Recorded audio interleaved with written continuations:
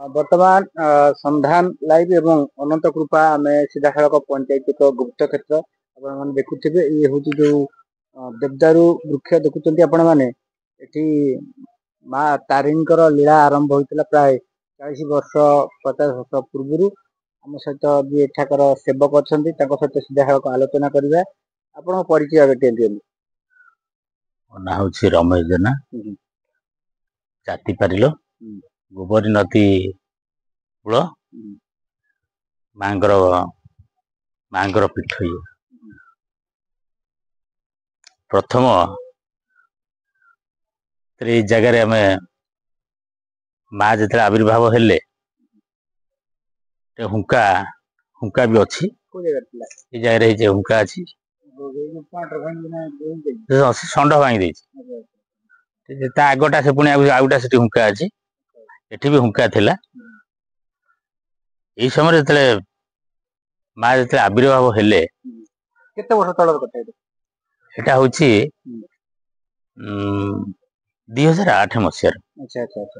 8 ମସିହାର 7ରେ ଆରମ୍ଭ ହେଇଛି ଆଉ। ଆମର ପୁଅ ଜନ୍ମ ହେଇଥିଲା। ଗୋବରୀ ନଦୀ ବି ଅଛି? ହଁ, ଗୋବରୀ ନଦୀ ଏଇଟା। ସେଇ କୂଳରେ ଦେଖା ହଉଛି ନାଇଁ? ହଁ, ଗୋବରୀ ନଦୀ ପୀଠ। ଗୋବରୀ ନଦୀ କୂଳରେ ନାଇଁ?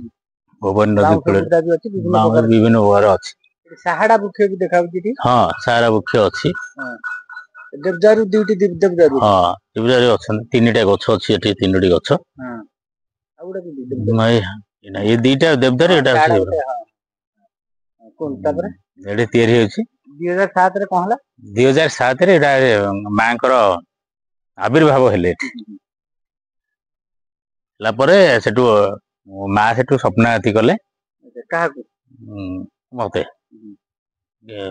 ରମେଶ ଜେନାକୁ ସ୍ୱପ୍ନାଗତି କଲେ। ସ୍ୱପ୍ନାଗତି ଗଲା ପରେ ରାତିରେ କହିଲେ ଯେ ମୁଁ ଏଇ ଜାଗାରେ ଅଛି। ହଁ, ଏଇ ସ୍ଥାନ ଦେଖେଇଲେ। ସେ ଜଙ୍ଗଲ ଥିଲା, ଏଇଟା ବଣ ଜଙ୍ଗଲ ଥିଲା। ଜଙ୍ଗଲ ଭଳିଆ ଖରା ଦିନରେ ଫାଙ୍କା ଲାଗୁଛି, ଅଷାଢ ମାସ ଆହୁରି ଜଙ୍ଗଲ ଅଛି। ଜଙ୍ଗଲ ମୁଁ ଏମିତି ଘରେ ଶୋଇଥିବି, ମତେ ମା ଯାଇକିରି ଡାକିବେ, ଉଠିବୁନୁ କିରେ? ଡାକିବେ, ଉଠିବୁନୁ? କିଏ ଡାକିଲା? ମୁଁ ଜାଣିପାରିଲିନି ଫାଷ୍ଟ ତ, କିଏ ଡାକିଲା ବୋଲି କହିଲି। ତାପରେ ସେଠୁ ଉଠିକି ବସିଲି। ଉଠିକି ବସିଲା ପରେ ସେଠୁ ପୁଣି ମୁଁ ଟିକେ ସେଠୁ କଣ କଲା, ପୁଣି ଟିକେ ହାଲେଇ ପଇଲି। ହେଲା ପରେ, କଣ ଜାଣିପାରୁନୁ? ରାତି ପାଇଲାଣି, ତତେ ଡାକୁଛି ବା, ଉଠୁନୁ। ସେଠୁ ମୁଁ ଉଠିକି ଆସିଲି। ଉଠିଲା ପରେ ତା ପରଦିନ, ଆଉ ସେଦିନ ଆଉ ଆସିଲି ନାହିଁ। ତା ପରଦିନ ଆସିଲି। ତା ପରଦିନ ଯେତେବେଳେ ହେଲା, ପୁଣି ମତେ ଯାଇକିରି ମୋ ମୁଣ୍ଡ ପାଖରେ ମୁଁ ଶୋଇଛି। ମୋ ମୁଣ୍ଡ ପାଖରେ 2 ଜଣ ଯାଇକିରି ଶିବ ପାର୍ବତୀ ମୋ ମୁଣ୍ଡକୁ ଏମିତି ଆଉଁସିଲେ। ଆଉଁସିଲା ପରେ କହିଲେ, ମୁଁ କାଲି କହିଲି ତୁ ଜାଣିପାରିଲୁନୁ? ତୁ ଡରୁଛୁ? ଏମିତି ମତେ କହିଲେ। ଶିବ ପାର୍ବତୀ? ହଁ। ସ୍ତ୍ରୀ ପୁରୁଷ 2 ଜଣ, ଧବଳ ବନ, ଧଳା ଡ୍ରେସ ପିନ୍ଧିଛନ୍ତି। ଆଣ୍ଠୁ ମାରିକିରି ବସିଲେ ମୋ ମୁଣ୍ଡ ସାଳେ, ଆଉଁସିଲେ। ସେଠୁ କହିଲେ, କଣ ଜାଣିପାରିଲୁନୁ? କାଲି ମୁଁ କହିଲି, ଡରୁଛୁ? ସେଠୁ ମୁଁ ଭାଡିକିନି ଉଠିଗଲି। ଉଠିଲା ପରେ ସେଠୁ ପଳେଇଲେ। ମୁଁ ସେତେବେଳେ ଭୁବନେଶ୍ୱରରେ ରହୁଥିଲି, ପଟିଆ ନନ୍ଦନକାନନରେ ରହୁଥିଲି। ସେଠୁ କହିକି ସେଠୁ ନମସ୍କାର କଲି। ସେଠୁ ପୁଣି ପଳେଇଲି। ସେଠୁ ପଳେଇଲା ପରେ ଭୁବନେଶ୍ୱରରେ ରହିଲି। ଭୁବନେଶ୍ୱରରେ ରହିଲା ପରେ ସେଠୁ କଣ ହେଲା, ସେଠି ଆଉ ମା ସେଠୁ ପୁଣି ମୋ ମୁଣ୍ଡ ସାଳେ ଯାଇ ବସିଲେ। ବସିଲା ପରେ ମୁଁ ଯୋଉ ଗୋଟେ ରାଜମିସ୍ତ୍ରୀ କାମ ମୁଁ କରୁଛି, ମୁଁ ଯୋଉ ଟିମ୍ ଟି କରିଥିଲି, ସେ ଟିମ୍ ମୁଁ ଯୋଉ ଘରେ ଶୁଏ, ମୁଁ ଏକୁଟିଆ ଶୁଏ। ମୋର ଏକଡା ବିଛଣାରେ ମାଙ୍କୁ ପୂଜା କରେ। ପୂଜା କଲା ଭିତରେ ସେ ସବୁ ଛୁଆ ସବୁ ହୋ ହା ହେଲେ, କହିଲେ ମିସ୍ତ୍ରୀ ସେଠୁ ମୋ ସାଙ୍ଗରେ ସବୁ ବାହାରିଲେ। କହିଲେ, ତମେ ଯୋଉଠି ଶୋଉଛ ମୁଁ ସେଇଠି ଶୋଇବି। ମୁଁ କହିଲି, ନାଇଁ ରେ ବାପା, ତମେ ସବୁ ଡରିବ, ତମେ ଶୁଅ ନା। ମୁଁ ଜାଣିଛି ଏଇ ସବୁ ଜିନିଷଟା ହଉଛି, ମା ଆସିକିରି ପହଞ୍ଚୁଛନ୍ତି। ସେ ସେଠୁ ଯେମିତି କହିଲେ, ସିଏ ସେଠୁ ଜିଦି କରିକି ସେଠୁ ମୋ କତିକି ଚାଲିଲେ। ସେଠୁ ମୋ ପାଖରେ ଶୋଇଲେ। ସେଠି କଣ ହେଲା, ମୁଁ ଯୋଉ ଘରେ ଶୁଏ, ମୁଁ କବାଟଟି ଆଉଜେଇ ଦେଲି। ସେଇ ସମୟରେ, ମୁଁ ଶୋଇଲା ସମୟରେ, ମୋର ନମସ୍କାର କରିକି ମାଙ୍କୁ ଧୂପ ଦେଇ ସନ୍ଧ୍ୟାବେଳେ ଶୁଏ। ସେଇ ସମୟରେ ସେ ପିଲାମାନଙ୍କ ଉପରେ ଚଢିଗଲା। ସିଏ ହାଉଳେ ହେଇକିରି ଚିତ୍କାର କରି 4-5 ଜଣ ଚିତ୍କାର କରିକି ବଇଛନ୍ତି। ମୁଁ ଗୋଟେ ଦେଖୁଛି ଜାଣିଲା ପରେ ସେଠୁ ମତେ ସେଠୁ ହଲେଇକି ଯାଇ ଡାକିଦେଲେ। ମୁଁ ଉଠିଲା ବେଳୁ କଣ ନା ଏଇଆ ହଉଛି କଥା। ତାପରେ ସେଠୁ କଣ କଲା, ତା ପରଦିନ ଯୋଉଦିନ ଏଇ ଜିନିଷ ଘଟଣା ଘଟିଲା ତାରିଖ କଥାଟା ମୁଁ କହିପାରୁନାହିଁ, ମନେ ରଖିନାହିଁ। ତାପରେ ସେଠୁ କହିଲେ କଣ କରିବା ତମେ କଣ କରୁଛ ଆଉ କାହିଁ ଆମ ଉପରେ ଚଢିଗଲା କି? ମୁଁ କହିଲି କିଛି ନାହିଁ, କେହି ଚଢି ନାହାନ୍ତି। ତା ପରଦିନ ଶନିବାର ହେଇଥିଲା। ସେଦିନ ମୁଁ ଘରକୁ ଆସିବା କଥା। ତା ଶୁକ୍ରବାର ଏଇ ଘଟଣା ଘଟିଲା। ଶନିବାର ଦିନ ମୋ ଦେହ ଖରାପ ହେଲା, ବାନ୍ତି ଫାନ୍ତି ହେଲି, ଖାଇଲି ନାହିଁ, ବିଚଳିତ ହେଲି ଟିକେ, ମୁଣ୍ଡ ବି କାମ କଲା ନାହିଁ, ଆଉ ସ୍ମରଣ ହେଲା ନାହିଁ, ଆଉ ରହିଗଲି ସ୍ଥିର ହେଇକିରି। ସାଙ୍ଗେ ସାଙ୍ଗେ ଏଠୁ କଣ କରିବା, ମୁଁ କହିଲି କାଲି ମୁଁ ଘରକୁ ପଳେଇବି।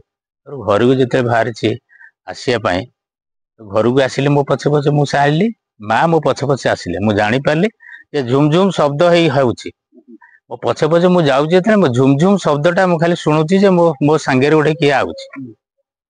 ସେଇ ସମୟରେ ଆସିଲା ସମୟରେ ସେଠୁ ଆସିଲି, ଅଟୋ ବି ଆସି ପହଞ୍ଚିଲା। ଅଟୋ ମୁଁ ଯୋଉଠି ଆସି ଗାଡି ଠିଆ ହଉଛି ସେଇ ସମୟରେ ଆସି ଗାଡି ବି ମୋ ପାଖରେ ଠିଆ ହଉଛି। ମୁଁ ଆସିଲି ଜୟଦେବ ବିହାର ଛକରେ ଓହ୍ଲେଇଲି। ଜୟଦେବ ବିହାର ଛକରେ ଓହ୍ଲେଇଲା ପରେ ପୁଣି ବସ୍ ଆସି ଲାଗୁଛି, ଅଟୋ ବସ୍। ତାପରେ ମୁଁ ବସିଲି। ପଳେଇ ଆସିଲା ପରେ ରିଙ୍ଗ ରୋଡରେ ଓହ୍ଲଉଛି, ଆମର ଆସିବି ବୋଲି ଆଡକୁ ରିଙ୍ଗ ରୋଡରେ ଆସିଲା ବେଳକୁ ଦେଖିଲା ରାହାଣିଆ ବସ ଲାଗିଲା ଆମ ଗାଁକୁ। ମୁଁ ସେଠୁ ସେଥିରେ ବସିଲି ରାହାଣିଆ ବସରେ। ରାହାଣିଆ ବସରେ ଏଠି ଆସିକି 7ଟା ସମୟରେ ପହଞ୍ଚିଲି। 7ଟା ସମୟରେ ପହଞ୍ଚିକି ଓହ୍ଲେଇ ପଇଲି। ଓହ୍ଲେଇ ପଡିଲା ପରେ ମୁଁ ରାସ୍ତାରେ ଓହ୍ଲେଇକି ଯେତେବେଳେ ଘରକୁ ଆସିଲେ ପୁଣି ସେ ଝୁମୁ ଝୁମୁ ଶବ୍ଦଟା ଶୁଭିଲା, ମୋ ପଛରେ କିଏ ଆଉଛି। ମୁଁ ଜାଣିଲି ଯେ ମା ଆଉଛନ୍ତି। ଆଉ ସେ ଯେମିତି ଜଣକୁ ଧରିଲା ଭଳିଆ ମୋ ସାଇଡରେ ଏମିତି ଚାଲୁଛନ୍ତି। ସାଇଡରେ ଚାଲି ଚାଲିକି ଆସି ପହଞ୍ଚିଲେ। 4ଟା ଆସିଲେ, ଚାଲିଲା ପହଞ୍ଚିଲେ ଯେତେବେଳେ, ଏଠି ମା ବି ଆଗରୁ 40 ବର୍ଷ ତଳେ ସେ ପୀଠଟା ତିଆରି ହେଇଥିଲା। ସେଠି ଆସି ନମସ୍କାର କଲି। କିଏ କରିଥିଲେ? ସିଏ କରିଥିଲେ, ସେ ଆମର ଦାଦା ଜଣେ ସ୍ଥାପନ କରିଥିଲେ। ଆଚ୍ଛା ଆଚ୍ଛା, ସେତେବେଳେ ଆଗରୁ ସ୍ଥାପନା କରିଥିଲେ ବୋଲି ସେଠି କରେଣ୍ଟଟା ଆପଣଙ୍କ ପାଇଁ ହେଲା। ତାପରେ ମୁଁ ପୂଜା ଦାଦାଜୀ ଅଛନ୍ତି ନା କୁଆଡେ ଅଛନ୍ତି? ହଁ, ସେ ଯୋଉ ବଇଛନ୍ତି, ସେ ଯୋଉ ବୁଢା, ସେ ଯୋଉ ବୁଢା ଲୋକ ସେ ବସନ୍ତି। ମୁଁ ଟିକେ ପୂଜା ଫୂଜା କରେ। ମୁଁ ଏ ଲାଇନରେ ଯିବାର ମତେ 12 ବର୍ଷ ଦିନଠାରୁ। ମତେ ଯେତେବେଳେ 12 ବର୍ଷ ହେଇଥିଲା, ମୁଁ ଏ ଲାଇନରେ ଯାଏ। କେଶବ ଠାକୁରଙ୍କ କତିକି ବି ମୁଁ ଯାଏ, ତାଙ୍କର ବି ମୁଁ ଆଶ୍ରିତ ଅଛି। ହେଲା ପରେ ସେଠି ପହଞ୍ଚିଲି। ପହଞ୍ଚିଲା ପରେ ଆସି ପହଞ୍ଚିଲି ଘରେ। ରହିଲା ପରେ ଆଉ କିଛି କହିଲିନି। ମୁଁ କହିଲି ଟିକେ ବିଛଣା ପାରିଦିଅ। ବିଛଣାଟି ପାରିଦେଲେ ସେଠୁ ମୁଁ ଶୋଇଲି। ଶୋଇଲା ପରେ ଆଉ କିଛି ମୁଁ ଜାଣିପାରିଲିନି। ମୁଁ ଜାଣିଲି ଶୋଇଲେ। ସିଏ ସେ ଘରେ କହିଲେ ଯେ ତମେ କଣ ଏମିତି ଆଉଳି ବାଉଳି ହଉଛ, ବିଚଳିତ ହଉଛ? ମୁଁ କହିଲି ନାଇଁ ତ, ମୁଁ ବିଚଳିତ କିଛି ହଉନାହିଁ। ନା ତମେ ହଉଛ। ତା ପରଦିନ ସେଠୁ ପୁଣି ରହିଲା ପରେ ସେଠୁ ମୋ ସ୍ତ୍ରୀ ଥିଲା, ସିଏ ସେଠୁ କହିଲା ଯେ ଏମିତି ତମେ କାଇଁ ଦୁର୍ବଳ ହେଇଯାଇଛ କି? ଗୋଟା କିଛି ଏମିତି ଖାଇବା ପାଇଁ ଟିକେ ଗୋଟେ ଅଣ୍ଡା ଫଣ୍ଡା ଆଣିକି ଦେଲେ। ମୁଁ ଆଉ ଖାଇଲିନି, ମତେ ବାନ୍ତି ହେଲା। ମୁଁ ଆଉ ଖାଇଲିନି। ମୁଁ କହିଲି ନାଇଁ କଣ ଖାଉଛି? ଆଉ ଖାଇଲିନି, ସେଦିନ ଉପାସ ଶୋଇଲି। ତାପରେ ଏପଟ ସାଇଡରେ ମୂଳ ବସନ୍ତର ଯୋଉଟା ମଙ୍ଗଳା ମାଙ୍କ ଗୋଟେ ଅଛି, ସେଇଠିକି ଆମ ଘରେ କହିଲେ ଯେ ଔଷଧ ଫୌଷଧ କିଏ କରିଦେଇଛି, କଣ କରିଛନ୍ତି। ସେଠୁ ମତେ ନେଇକିରି ଗଲେ। ସେମାନେ ମତେ ନେଇକି ଯାଇଛନ୍ତି, ଘର ବାଲା ନେଇକିରି ଗଲେ। ସେଠି ଯାଇ ପହଞ୍ଚିଲେ। ଯେମିତି ପହଞ୍ଚିଲି, ଠାକୁରାଣୀ ଲାଗୁଥିଲେ ମୋ ସାଙ୍ଗେ। ମୁଁ ସାଙ୍ଗେ ସାଙ୍ଗେ ପହଞ୍ଚିଲି, ଠାକୁରାଣୀ ଠିଆ ହେଇକିରି ବସିଥିଲେ ତ, ଠିଆ ହେଇକିରି ଉଠିଗଲେ। ଠିଆ ହେଇଗଲେ, ମତେ ଦେଖିଲେ। ଯେମିତି ଦେଖିଲେ ଠିଆ ହେଇଗଲେ, ସେଠୁ ମତେ ସାଙ୍ଗେ ସାଙ୍ଗେ କହିଲେ ତାକୁ ଆଣିକିରି ଆମ ପିଠରେ ବସାଅ। ମାଙ୍କ ଯୋଉ ଠାକୁରାଣୀ ବଇଥିଲେ ତାଙ୍କ କାଳିଶୀ ପାଖରେ ମୁଁ ବସିଲି, ପିଠ ଦିହରେ। ବସିଲା ପରେ ଏଠୁ ସାଙ୍ଗେ ସାଙ୍ଗେ କଣ ନା ପୂଜା ପୁଣି ଆରମ୍ଭ ହେଲା ତାଙ୍କର। ପୂଜା ଯେତେବେଳେ ଆରମ୍ଭ ହେଲା, ମୁଁ ସେଇଠି ନୀରବ ହେଇଯାଇଛି। ନୀରବ ହେଲା ପରେ ମା ସେଠୁ ଆସିକିରି ମତେ ଟିକେ ଝାଡିଦେଲେ। ଝାଡିଦେଲା ପରେ ମୋ ସ୍ତ୍ରୀ କହିଲେ କାଲି କଣ ତମେ ଖାଇବାକୁ ଦେଇଥିଲ? କାଳିଶୀ ତାଙ୍କୁ ପଚାରିଲେ। କହିଲେ ତାଙ୍କୁ କାହିଁ ଏମିତି ଦୁର୍ବ୍ୟବହାର କଲ? ସ୍ତ୍ରୀ କହିଲେ ନା ନାଇଁ ମା, ମୁଁ ଜାଣିନି, କହିଦେଇଛନ୍ତି ଆଉ ମୁଁ ଜାଣିନି। ମୁଁ କହିଲି, ଭାବିଲି ଭୁଲରେ। ନା ନାଇଁ, ସିଏ ତାଙ୍କ ପାଖରେ ରହିବେ, ସିଏ ତାଙ୍କ ପାଇଁ ଆଇଛନ୍ତି। ଆଉ ସିଏ ତାଙ୍କୁ ମୁଁ ଜଣେଇଦେବି ସବୁ କଥା। ହେଲେ ତାଙ୍କୁ ପାଖକୁ ତମେ ଯୋଉ କହୁଛ ଯେ କାଳିଶୀ ଫାଳିଶି ଲାଗିବନି, ତମର କିଛି କ୍ଷତି କରିବନି। ତମ ପାଖରେ ସିଏ ସବୁବେଳେ ରହିବ, ତମ ଘରେ। ଆଉ ସିଏ ଯାହା ତା ପାଇଁ ମୁଁ ଆଇଛି, ଏମିତି କହିଲା। ସେଠୁ ସେ ଯୋଉ କାରଣ ମାଙ୍କର ଯୋଉ ମଙ୍ଗଳା ମା କହିଲେ ଯେ ସିଏ ହଉଛନ୍ତି ଆମର ବଡ ଭଉଣୀ। ତାରିଣୀ କି କହିଲେ? ତାରିଣୀ ହିଁ କହିଲେ ସେ ଆମ ବଡ ଭଉଣୀ।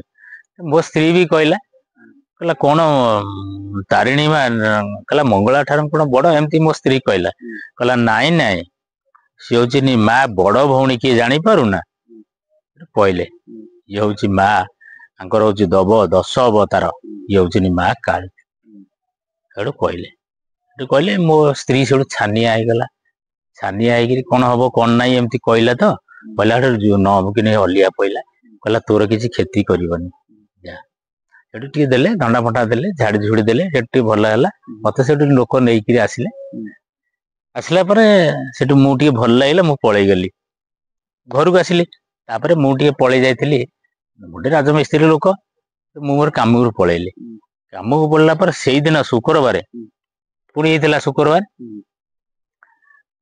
ମୁଁ ରାତିରେ ଅଧେ ଶୁଏ ଅଧେ ଶୁଏନି। ମୋର ସେ ସମୟରେ ଯୋଉ ସମୟରେ ମୋ ଉଠିଯାଏ ସେ ଉଠେଇ ଦିଏ। ସେଇ ସମୟରେ ଉଠିଲା ଭିତରେ ଆମ ଗାଁରେ ଜଣେ ଗୋଟେ ସ୍ତ୍ରୀ ଲୋକ, ମୁଁ ଉଠିଛି ସିଏ ବି ଉଠିଛି। ସେଇ ସମୟରେ ଆସିଲା ପରେ ସେଠୁ କହିଲା ସେ ହାଣ୍ଡି ପଡିଯାଇଛି, ସିଏ ଆଇଛି ଆମ ଘରେ ଧାନ ଉଷୁନା ହାଣ୍ଡି ନବ। ସେଇ ସମୟରେ ସେ ଯେତେବେଳେ ଧାଡାସକିନି ହେଇଲା, ଗୋଟେ ପଡିଗଲା ପରେ ସିଏ ଚମକି ଗଲା। ସିଏ ସେଠୁ ପଳେଇଲା ପରେ ତାକୁ ସେଠୁ ଡରିକିରି ତାକୁ ଲାଗିଲା। ସେଠୁ କହିଲା ମା ଲାଗିଲେ? ହଁ ହଁ, ମା ଲାଗିଲା। ମା ଲାଗିଲା ପରେ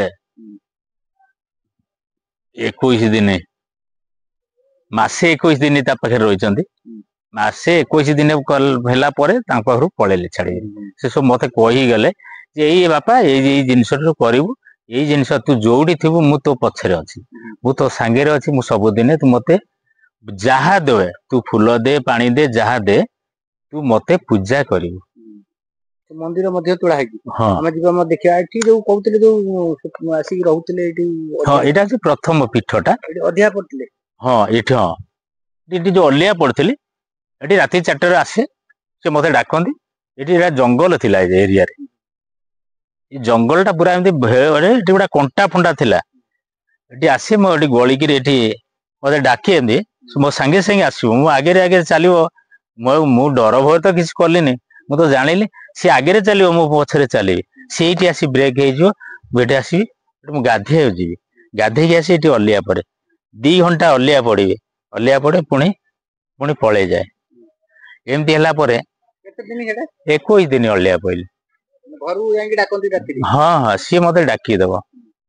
21 ଦିନ ପଡିଲା ପରେ ତାପରେ ମାଙ୍କର ଦୃଶ୍ୟ ବାହାରିଲା, ଯୋଉ ସ୍ତ୍ରୀ ଲୋକକୁ ଲାଗିବା। ଆଉ ଗୋଟେ ଜିନିଷ ଟା ଦେଖିଥିଲି, ସେ ଜିନିଷଟା ଆମ ଘରେ ମୁଁ ବି ଶୁଏ, ଆମ ଘରକୁ ଦିଅନ୍ତି। ହଁ, ସେଇ ରୂପରେ, ସର୍ପ ରୂପରେ ଦେଖି ବଡ ଏମିତି ସପ୍ତ ଫେଣୀ ତାକୁ କୁହାଯାଏ। ଦେଖା ଦେଇଛନ୍ତି? ହଁ, ମୁଁ ନିଜେ ଦେଖିଛି। ନାଇଁ ନାଇଁ, ବାସ୍ତବରେ ଦେଖିଛି। ବାସ୍ନା ତାର ହଉଛି ସୀତାଭୋଗ ଚାଉଳ ଠାରୁ ଆହୁରି ଉନ୍ନତ ବାସ୍ନା। ଏତେ ଚଉଡା ଏମିତି। ହଁ, ଏଇ ଜାଗାରେ ଥିଲା। ଆମ ଘରକୁ ଯାଇଥିଲେ, ସିଏ ବି ଘରକୁ ଯାଆନ୍ତି। ଆମର ଗୋଟେ ଖାତା ଥିଲା, ଏମିତି ବହି ମୋ ପିଲାମାନେ ପାଠ ପଢନ୍ତି। ସେଇ ସମୟରେ ସେଟା ଯେତେବେଳେ ବହି ଦିହରେ ଯାଇ ସିଏ ଶୁଅନ୍ତି, ସେ ତେଲ ପୁରା ତେଲ ଚିକଟା ହେଇଯାଏ, ମାନେ ତେଲ ଯେମିତି ଢଳା ହେଇଛି କି ସେଇ ଜାଗାରେ ହବ। ଟିକେ ଶୁଙ୍ଘିଲା ବେଳକୁ ବାସ୍ନା ହବ। ସମସ୍ତେ ପିଲାମାନେ ଆମର ଡରିଲେ। ଏଇ ଜିନିଷଟା ହଉଛି, ମୁଁ କହେ କିଛି ହବ ନାହିଁ, ତମର କିଛି କ୍ଷତି କରିବ ନା।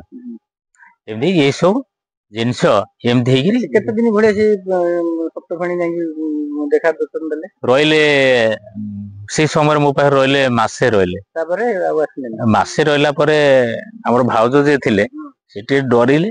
ସେଗୁଡା କାହାକୁ କଣ କହିଲେ, ସେ ସେଠୁ ପଳେଇଲେ। ଯୋଉଗୁଡା କଣ ଔଷଧ ଫୋଷଧ ଆଣିକି ଦେଇଦେଲେ, ସେଟା ଥୋଇଦେଲା ପରେ ସିଏ ସେଠୁ ଆସିଲେ ଏଠିକି। ହେଲେ ମତେ ସେଇଠି କହିଲେ ଯେ ମୁଁ ଘରେ ଥିଲି ନା, କହିଲେ ଏମିତି ହେଲା, କହିଲେ ଯେ ମୁଁ ଯାଉଛି, ମୁଁ ଏଇ ଜାଗାରେ ଅଛି। ସିଏ ସେଠୁ ମତେ ଏଇ ଜାଗା ଟା ଦେଖେଇଲେ ଆକ୍ଚୁଆଲି। ତାପରେ ଦେବଦାରୁ ଗଛ ମୂଳ ସେଠୁ ମୁଁ ଆସିଲା ପରେ, ମୁଁ ଏଇଠି 21 ଦିନ ଅଲିଆ ପଡିଲା ପରେ ମତେ ସେଠୁ ସିଏ କହିଦେଲେ ସବୁ ବିବରଣୀ। ତାପରେ କଲା ପରେ ମୁଁ ସେଠୁ ଗଲି। ଅନେକ ଆମର ଉଡା ସିଙ୍ଗି ସେପଟ ସାଇଡ ଗୁଡା କଣ କଥା କୁହନ୍ତି ଯାହା ବି ହଉ, କଣ ହେଲା ତାପରେ? ସେ ଜାଗାରେ ହନୁମାନ ଆସିଲେ ସେଠି ବି କାଳିଶୀ ନାଗୁଥିଲେ ସିଏ ବି ସେଠି ଏଠିକି ଆସିକିରି ଏଠି ଆସି ପହଞ୍ଚିଲେ ଏଠି ପହଞ୍ଚିକିରି ସିଏ ବି ଏଠି ପୂଜା ପୂଜା ହେଲା ସିଏ ସେଠି ମୁଁ ବି ତାଙ୍କୁ ସେଠିକି ଯାଇଥିଲି ସେ କହିଥିଲେ କଣ ଏମିତି କହିଲେ ଯୋଉ କାଳିଶୀ ଆସିଲେ? ହଁ ସିଏ କହିଲେ ସିଏ ହଉଛନ୍ତି ଆମର ମା ହନୁମାନ କହିଲେ ଇଏ ହଉଛନ୍ତି ଆମର ମା ଆଉ ଆମେ ଏଠି ଆସିବୁ ସେଠି ପୂଜା ପୂଜା ହୁଏ ସିଏ ମାନି ଯାଇଛନ୍ତି ତାପରେ ମୁଁ ନିଜେ ତାପରେ ଆଉ ଗୋଟେ ଦୃଶ୍ୟ ଦେଖିଲି ଯୋଉ ସମୟରେ ଯୋଉ ମନ୍ଦିର ଯୋଉ ଜଣେ ଦାନ କଲା ତାପରେ ଦାନ କଲା ଯେତେବେଳେ ମୋ ସହିତ ଯେତେ କଥାବାର୍ତ୍ତା କଲା ସେଠି ଆମର କେଶବ ଭାଇ ବୋଲି ଗୋଟେ ଜଣେ ଥିଲେ ମନ୍ଦିରକୁ ଯିବା ଏବେ